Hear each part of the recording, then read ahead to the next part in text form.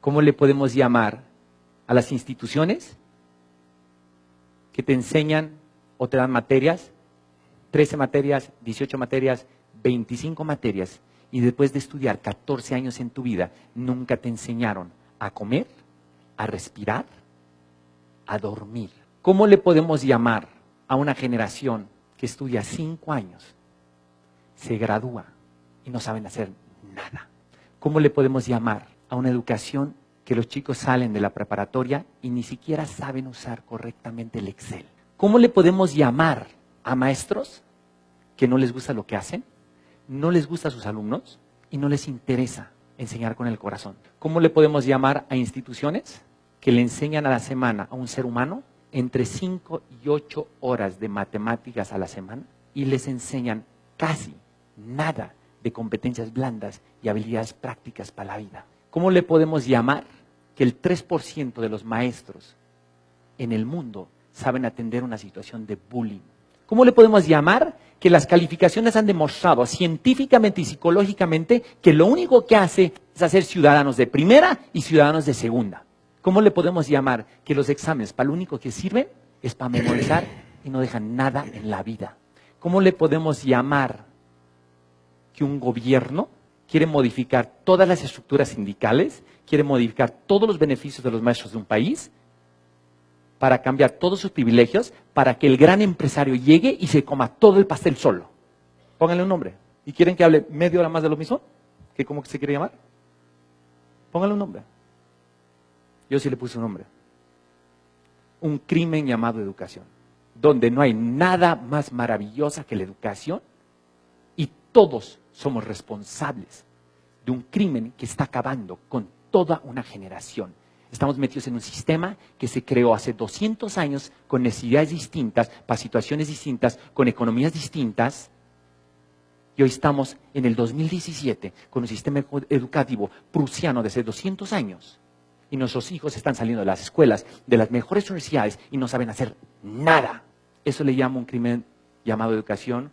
Una tesis antropológica hecha por la gente más preparada de Hispanoamérica, donde hemos hecho ya 84 etnografías, una por una, con los mejores y los peores agentes del sistema educativo, con presidentes y expresidentes de países, con científicos y psicólogos expertos en la materia, con chicos que han pensado y han tenido pensamientos suicidas, con sistemas de rescate en Corea del Sur para salvar la situación, que el 50% de los estudiantes universitarios en Corea del Sur tienen pensamientos suicidas, con un rector que tiene un puente a una cuadra de la Universidad de Nueva York que tuvieron que cubrir todo el puente, porque después de los exámenes finales los chicos se lanzaban, pero nadie dice nada, ¿no? Señores, la Organización Mundial de la Salud tiene detectado 1.200 suicidios al año por el maldito sistema educativo. Porque el papá lo vuelve loco al chico, la sociedad lo vuelve loco al chico, el profesor en muchas ocasiones entra en acoso psicológico en el chico y al chico lo sacan de la universidad porque reprobó y el tipo se mete una bala por la cabeza. Señores, cuando vean el documental, van a ver un centro de rescate de estudiantes suicidas en Corea del Sur. Y nadie hace un carajo. Y venimos todos los días a decir que somos profesores, que somos maestros y que estamos enseñando a una generación. Señores, el problema es demasiado serio, ¿no? No hay un problema más serio en la humanidad que ese, ¿no?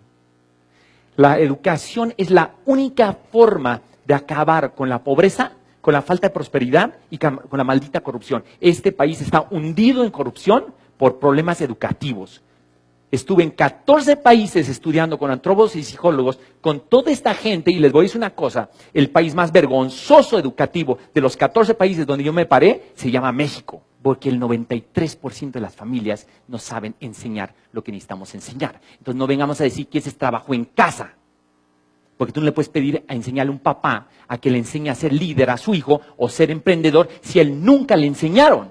Para eso pagamos y por eso mandamos a nuestros hijos a instituciones educativas para que hagan grandes seres humanos. Y no es un asunto de valores, porque yo sí no voy a hablar con ustedes porque ustedes son campeones para eso y son muy buenos para eso. Estoy hablando de competencias prácticas para la vida. aprender a trabajar en equipo, aprender a ser disciplinado, aprender, ¿sí?, a gestionar un proyecto, aprender a comunicarte, aprender a hablar en público. ¿No se les hace increíble que tú estudies 12 años de tu vida y nunca te enseñen a hablar en público? ¿Acaso no es necesario? ¿Acaso no es necesario que nuestros hijos tengan una clase de comunicación asertiva en un mundo y en Latinoamérica donde el problema número uno de todos nosotros es que no sabemos comunicarnos? Tenemos una comunicación de la patada. Y por eso empiezan los problemas y por eso no se dan los resultados. Porque simplemente no sabemos comunicarnos. Y una vez voy a decir que en Estados Unidos, yo vivo en Estados Unidos, y los gringos sí saben comunicarse. Pero los latinos, el 80% de nuestros problemas son problemas de comunicación. 80%. Porque no fuiste claro, porque no fuiste explícito, porque no tuviste el tiempo, porque no le preguntaste si lo entendió o no lo entendió, porque supusiste eso y no dijiste eso, pero no les enseñamos comunicación asertiva. Señores, todos somos responsables. En la tesis que yo dirigí, la hipótesis era que el gobierno era el culpable. Luego llegamos a pensar que eran los maestros. Luego empezamos a creer que eran los sindicatos. Señores, el resultado de la tesis es que todos somos culpables del problema en el que estamos metidos. Todos. Pero si a alguien tenemos que señalar como el máximo responsable del desastre educativo mundial que tenemos, donde es un sistema juzgado por algo que se llama el ranking y los exámenes PISA, que es una estafa, es lo más corrupto que puede haber y lo más ochentero que se puede imaginar, donde valoran un sistema educativo por si la gente sabe leer, la gente sabe ciencia y la gente sabe matemática, cuando está probado que la gente experta en matemática casualmente no son los más felices, ¿no? En un sistema educativo donde sobra el trinomio cuadrado perfecto y donde falta enseñarle a la gente a ser próspera, abundante y buena persona. La gente no es feliz, la gente no se vuelve feliz por saber enseñar el trinomio cuadrado perfecto, ¿no? Y no voy a decir que no enseñemos matemáticas, pero enseñemos ser, porque lo más importante para esta generación es que aprenda a ser.